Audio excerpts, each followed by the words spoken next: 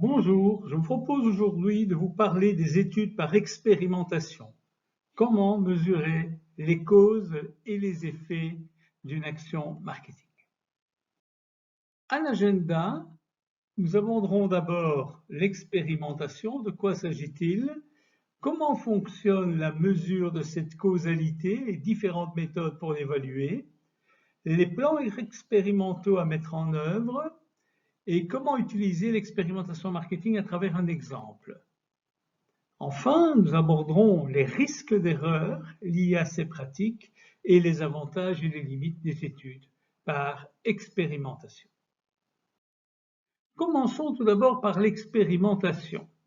Pour comprendre l'expérimentation, il faut parler d'un modèle expérimental dans lequel vont intervenir différents éléments importants.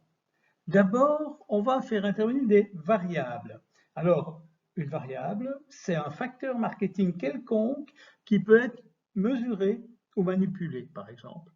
Le prix, les ventes, la publicité.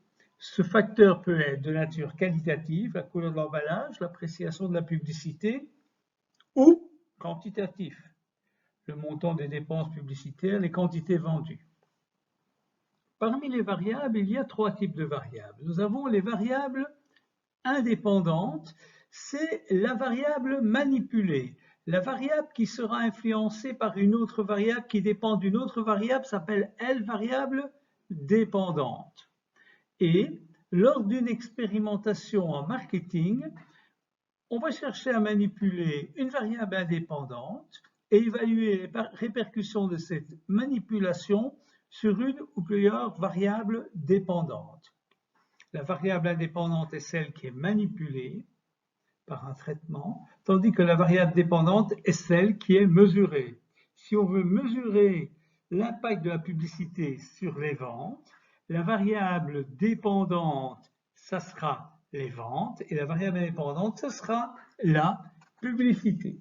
Mais à côté de ces variables vont aussi apparaître d'autres variables qu'on appelle les variables exogènes. Alors, ces variables exogènes, ce sont des variables extérieures dont il faut prendre en compte le fonctionnement et l'impact, mais qui n'interviennent pas dans la modélisation. Tout ça nous permet de définir l'expérimentation qui est finalement une observation objective de phénomènes qui surviennent dans une situation strictement contrôlée et dans laquelle un ou plusieurs facteurs sont manipulés alors que les autres sont gardés constants. Il ne s'agit pas exclusivement ici d'une observation, mais on va beaucoup plus loin, puisque une observation ne permet pas de contrôler et de neutraliser les effets des différents paramètres, et son interprétation reste discutable. Ici, au contraire, comme on contrôle les différents éléments, comme on contrôle les différents facteurs qui sont utilisés, on sera beaucoup plus efficace dans la mesure. En fait, on vise à éliminer les biais liés à la présence d'un enquêteur, on vise à neutraliser les différents paramètres en jeu et à les rendre objectivables et vérifier les relations de causalité entre deux variables. Le but de tout ça, c'est de pouvoir mesurer l'importance de cette relation et d'agir en conséquence. Pour comprendre les méthodes expérimentales, il convient de comprendre la notion de causalité. Il y a moyen de mesurer de manière différente la causalité. Première méthode, la méthode de la concordance. La causalité est identifiée par l'observation d'éléments communs dans la répétition d'un événement. Prenons un exemple. Supposons que le premier jour, un marketeur compare deux linéaires d'un magasin. Le premier réservait une poudre à lessiver, le second de la pâte à tartiner. Les résultats de son analyse montrent que la pâte à tartiner présente un chiffre d'affaires plus grand que la poudre à lessiver et que la taille du linéaire de la pâte à tartiner est inférieure à celle de la poudre à lessiver.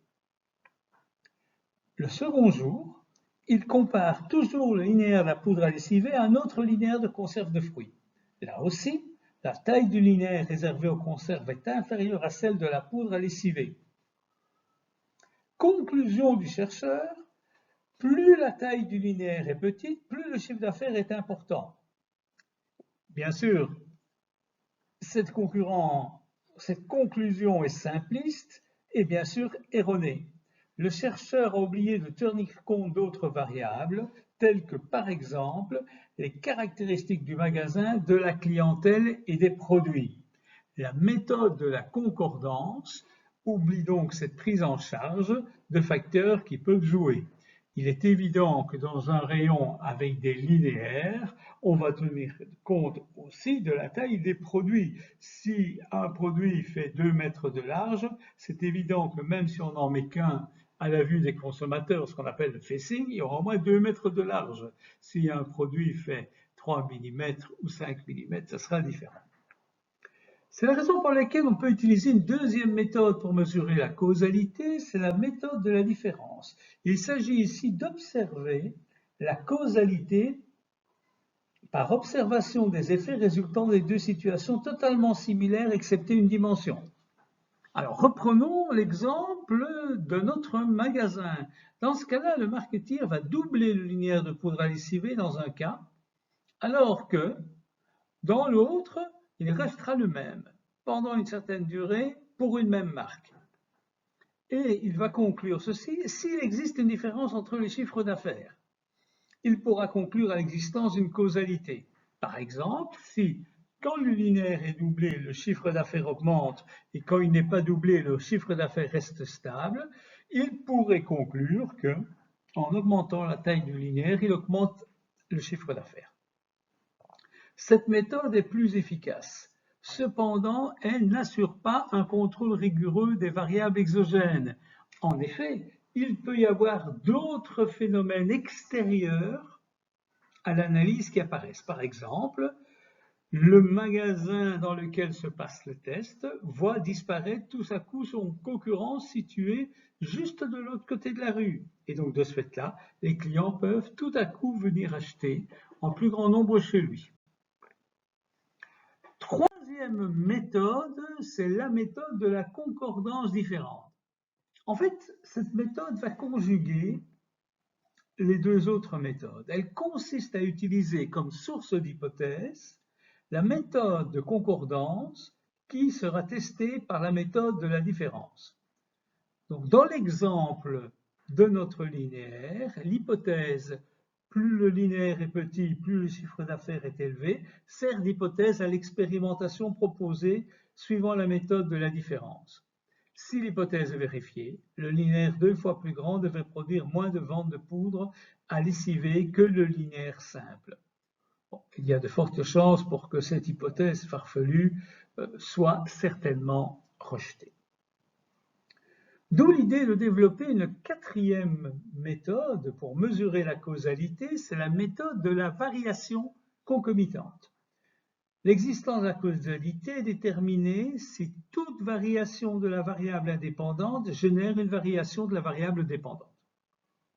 Ainsi, si je fais varier la taille du linéaire de la poudre à lessiver dans plusieurs magasins différents et que les ventes de ce produit augmentent avec le linéaire, la causalité apparaît. Dans ce cas, la causalité se traduit, dans cette méthode, par la détermination d'une corrélation entre la variable dépendante et la variable indépendante. Dès que le type de causalité est sélectionné, on s'intéresse au type de plan que l'on va utiliser. Dans le cas d'un plan informel, il n'y a pas d'affectation aléatoire des unités test aux divers traitements. Conséquence pratique, la mesure de l'erreur associée au résultat n'est pas possible. Autrement dit, rien ne prouve que les résultats sont significatifs. Dans ce type de plan, on va travailler avec deux notations, x pour les traitements effectués, o pour les variables dépendantes. Et on peut avoir un plan de type ex post facto.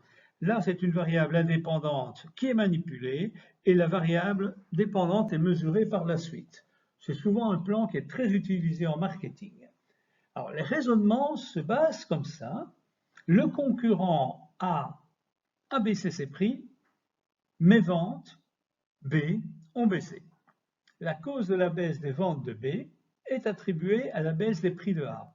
Peut-on considérer qu'il s'agit bien de cette causalité? Non, bien sûr, car les variables exogènes ne sont pas contrôlées dans ce type de plan, c'est son handicap majeur. On peut donc avoir après un plan avant-après sans contrôle. Ici, par exemple, on va observer les ventes de pâtes alimentaires, on double linéaire et par la suite, on observe à nouveau les ventes. Malheureusement, les variables exogènes ne sont pas contrôlées dans ce type de vente et on va donc supposer que les ventes sont restées constantes et que, par exemple, le moment de la mesure, on va mesurer le vendredi par rapport au lundi, n'a pas d'influence. De nouveau, plan très utilisé en marketing, mais il peut être validé que dès le moment où on réussit à maîtriser les variables exogènes. Et de toute façon, il n'est pas possible de mesurer certains effets comme l'effet de traitement, les effets d'histoire, de maturation, d'interaction, de sélection que nous verrons un peu plus loin. C'est pour ça qu'on imagine le plan après avec contrôle. L'idée est la suivante, une variable indépendante est manipulée et les variations de la variable dépendante sont observées et contrôlées à celles d'un groupe d'unités de test non soumis au traitement. Donc on a un groupe test. Par exemple, le chercheur double son linéaire et par la suite observe ses ventes, mais il compare ce résultat avec le linéaire d'un autre magasin pour lequel la taille n'a pas été modifiée. Évidemment, la sélection du magasin est relativement délicate. Il faut qu'il soit comparable. Et le plan n'est validé que dès le moment où l'on peut garantir que le magasin de référence, ce qu'on appelle le groupe de contrôle, est identique en tout point au magasin soumis au traitement. On aura donc un plan avant-après contrôle ou puis le plan avant-après et après seulement avec contrôle. Sachez qu'il s'agit d'une combinaison particulièrement efficace des plans précédents. C'est aussi le plus complexe. Malheureusement, c'est le meilleur des plans informels, mais il est plus usité en marketing car sa complexité demeure compliquée à mettre en œuvre. C'est la raison pour laquelle les plans informels sont a priori simples, mais comme on ne peut pas mesurer l'erreur associée au résultat, on n'a aucune preuve que les résultats obtenus soient significatifs. D'où l'idée de travailler avec des plans formels. Dans ce type de plan, l'erreur de mesure est quantifiable et l'impact de la variable indépendante sur la variable dépendante peut être calculé statistiquement. Comment va-t-on faire? On va utiliser d'ailleurs l'analyse de la variance. Alors, l'affectation aléatoire des unités de test, par exemple des magasins, des consommateurs, des spectateurs au traitement, devrait impliquer une répartition homogène des influences exogènes sur ces traitements. Voyons ainsi une application dans une étude de prix d'annonce publicitaire. Imaginons une société spécialisée dans la vente d'espaces publicitaires dans les journaux toute boîte, qui veut revoir sa politique commerciale. Son idée est la suivante. Elle décide d'adapter sa politique de prix en fonction du type d'annonce vendue. Et donc, elle va publier 8 exemplaires différents de son journal, avec chaque fois la même annonce, mais formatée de manière différente. Ce journal sera distribué auprès de 30 consommateurs et ces 8 exemplaires, fois 30 consommateurs, permettront de toucher 240 personnes qui feront l'objet d'une enquête. Quels sont les paramètres sur lesquels la société veut jouer? Elle va jouer sur la taille de l'annonce, avec plusieurs formats, une page entière, une demi-page, un quart de page et un demi-quart de page. Elle va jouer sur la localisation de l'annonce, donc première de couverture, deuxième de couverture, sur le type d'impression en couleur noir et blanc, sur la localisation sur la page, en haut de la page, en bas de la page, et sur le fait que l'annonce soit encadrée ou pas. Les plans expérimentaux développés sont les suivants. On retrouve en colonne 1 l'ensemble des annonces testées, 1, 2, 3, 4, 5, 6, 7, 8, testées chaque fois auprès de 30 personnes, choisies aléatoirement. On a les paramètres qui permettent de savoir à quoi ressemble la première annonce. La première sera une page pleine en première de couverture, en couleur, haute page encadrée. La deuxième annonce, ce sera une page pleine, mais là, elle sera en deuxième de couverture, en noir et blanc, bas de page, non encadrée. Et puis, une troisième, demi-page, etc., etc. Ce qui est frappant dans ce tableau, si vous faites attention, vous allez dire, mais tous les cas ne sont pas repris. Ainsi, nous n'avons pas une page pleine en première de couverture en noir et blanc, en haut de page, non encadrée, ou encadré, ni en bas de page. Et donc, vous allez dire, il manque des cas. Non, si vous regardez bien, le plan tel qu'il est conçu permet de tester chaque possibilité et d'obtenir des résultats significatifs. Alors, regardons ces résultats. Nous allons d'abord obtenir un gain d'efficacité pour chaque paramètre. Alors, le gain d'efficacité, c'est quoi? C'est basé sur le taux de notoriété spontanée des évidences, donc à l'exclusion des clients qui utilisent déjà l'annonce, etc. Et donc, nous allons voir pour la taille de l'annonce. L'annonce la plus petite, c'est la base, le demi-quart de page. Si la personne est intéressée par un quart de page pour placer son annonce, elle va augmenter sa notoriété de 8%. Si elle prend une demi-page de 12%, une page pleine de 17%. Deuxième phénomène, la localisation de l'annonce en première de couverture, elle aura une notoriété supérieure de 10% à celle qui est en deuxième de couverture. Pour le type d'impression, la couleur permet d'obtenir une augmentation de la notoriété de 3%. La localisation par page, le haut de page, permet d'obtenir un gain légèrement supérieur au bas de page de 0,7%. Et en ce qui concerne l'encadrement, l'annonce encadrée permet d'obtenir un gain de 3% par rapport à une annonce non encadrée. Sur base de ces résultats, la société classe ensuite les annonces par niveau d'efficacité et permet donc de calculer par rapport à l'annonce la moins intéressante, demi-quart de page, deuxième couverture, noir et blanc, bas de page non encadré, le gain de notoriété pour chacune des autres annonces et donc d'établir un classement de prix proportionnel au niveau d'efficacité obtenu. Voilà en quoi les résultats d'une étude expérimentale peuvent être intéressants. Évidemment, s'intéresser aux études expérimentales, c'est aussi s'intéresser aux risques d'erreur et aux conditions de validité. Et à nouveau, nous allons retrouver les concepts que l'on retrouve dans les études de marché, les notions de validité interne et validité externe. Alors, validité interne d'une expérimentation, on la mesure si les variations de la variable dépendante sont uniquement causées par les variations de la variable indépendante. Vous voulez mesurer l'impact de la publicité sur les ventes, il faut être sûr que vous ne mesurez que l'impact de la publicité et pas d'autres phénomènes qui seraient venus s'intégrer.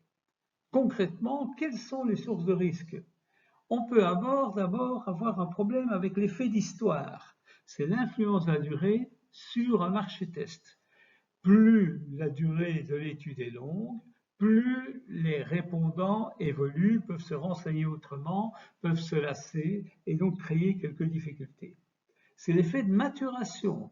Les unités de test changent au cours d'analyse. Par exemple, la taille d'un magasin évolue, la fermeture d'un magasin peut se produire, ou un consommateur peut tout à coup être autorisé à pratiquer certaines activités qu'il ne pouvait pas. Par exemple, il obtient son permis de conduire et à ce moment-là se déplace en voiture et donc son budget évolue aussi en fonction de sa consommation de carburant.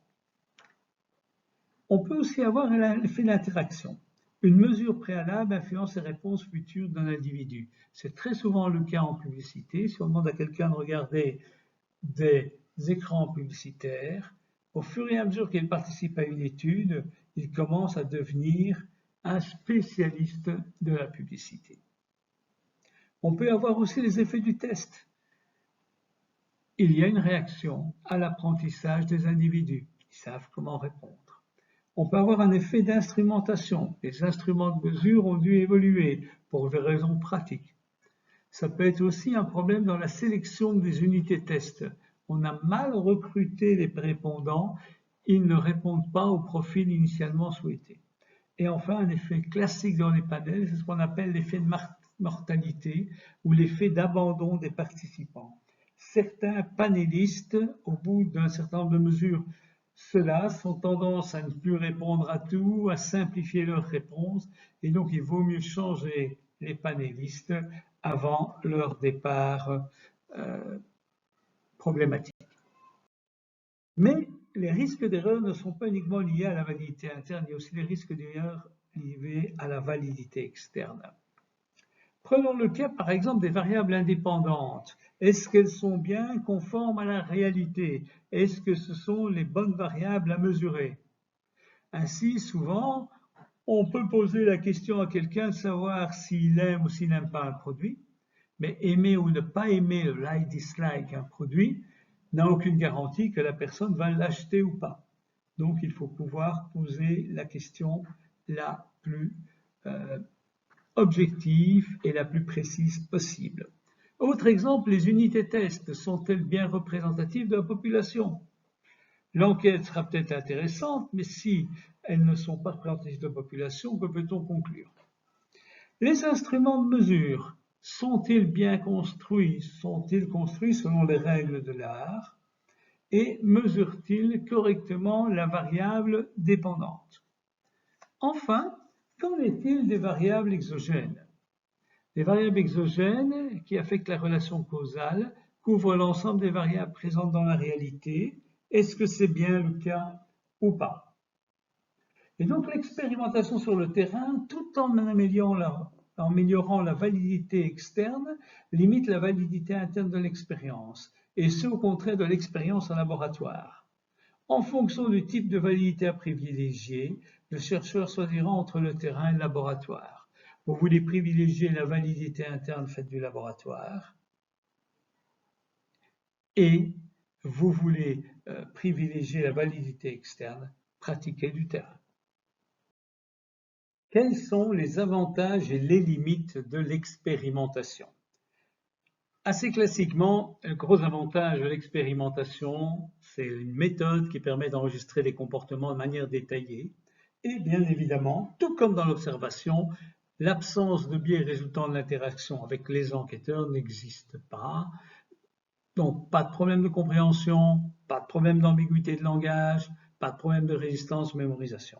On a un meilleur contrôle des problèmes de réticence ou de mémorisation et une très grande objectivité dans l'enregistrement des informations. On peut même enregistrer ces informations de manière très détaillée avec une efficacité scientifique reconnue. Et puis, c'est la seule méthode qui permet d'établir des relations causales.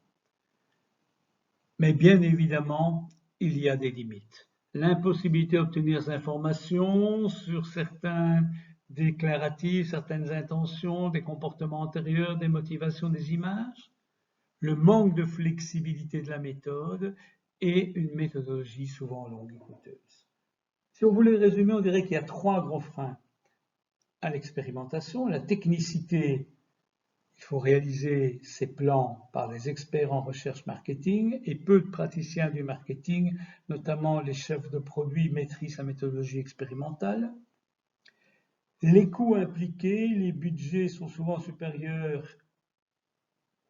à les budgets des méthodes de recueil de données par enquête ou par questionnaire, et malgré sa fiabilité élevée, le budget de processus de préparation nécessaire à une pareille démarche constitue des freins non négligeables, et puis la fidélité des résultats. Alors, il y aura toujours un problème dans la mesure où la fidélité dépend de la concurrence, qui constitue une variable exogène non maîtrisée par l'analyste. En outre, extrapoler un comportement à moyen et long terme d'un consommateur relève d'un véritable casse-tête chinois, dans la mesure où le taux de renouvellement du produit est faible, si c'est ce qu'on appelle un produit étoile filante, ou inversement augmente régulièrement comme un coureur de fond. Malgré toutes les réserves émises, l'expérimentation reste un outil très puissant d'analyse de données en marketing et l'exploitation judicieuse des résultats obtenus octroie un avantage compétitif non négligeable aux praticiens marketing.